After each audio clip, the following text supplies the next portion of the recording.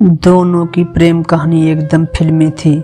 वहीं पहली नज़र का प्यार, शायद यही वजह थी कि मन के किसी कोने में एक उम्मीद थी कि इस कहानी का अंत भी ज़्यादातर हिंदी फिल्मों की तरह ही होगा। सुखद, चंचल और शोभित ने प्यार करने से पहले कभी कुछ नहीं सोचा था, लेकिन एक बार प्यार हो जाने के बाद दोनों बहते पानी की तरह आगे निकलते गए। शोभित ने जल्द ही शादी करने के इरादे से MBA के ऐसे इंस्टीट्यूट में एडमिशन ले लिया जो नौकरी दिलाने का वादा करता हो। शोभित हड़बड़ी में इसलिए भी था क्योंकि चंचल के घर वाले लड़का तलाश रहे थे। किस्मत और मेहनत रंग ला रही थी। बड़े MBA कॉलेज में दाखिला मिलते ही दोनों के मुरझाते मन में पानी की छींटें पड़ गई थी। दोनों को लगने लगा था कि सब कुछ एकदम ठीक हो जाएगा, लेकिन हिंदी फिल्मों की तर्ज पर नाटकीय मोड़ आना ही था। सो आया। कोर्स में दाखिला लेने के 1 महीने के भीतर ही चंचल की शादी तय हो गई। चंचल बहुत घबराई हुई थी, बल्कि वो दोनों ही बहुत घबराए हुए थे।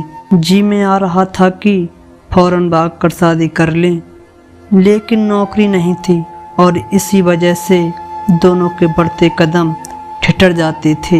शोभित बार बार चंचल और खुद को समझाता रहा कि जो भी होगा अच्छा होगा।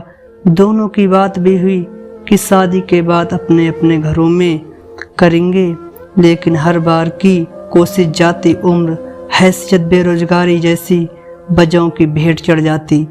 वक्त बहुत तेजी से हाथ से निकल रहा था। शोभित ने MBA की पढ़ाई और कोर्स छोड़कर कॉल सेंटर में नौकरी करने की सोची, लेकिन प्यार के रास्ते पर पहले ही चल चुके कुछ अनुभवी लोगों ने इससे होने वाले नुकसान को इतना बड़ा कर बताया कि दोनों इस रास्ते भी आगे नहीं बढ़ सके।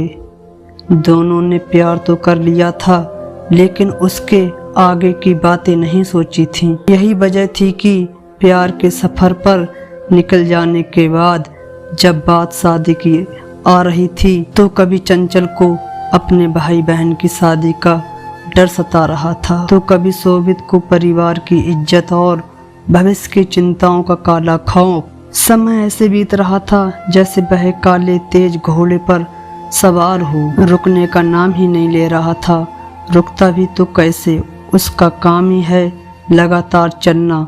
शादी की तारीख आ रही थी और बेबसी, बेचैनी की अजीब सी भावनाओं ने मन में घर बना लिया था। ऐसे हालात में दोस्त सबसे अच्छे और अनोखे विकल्प देते हैं।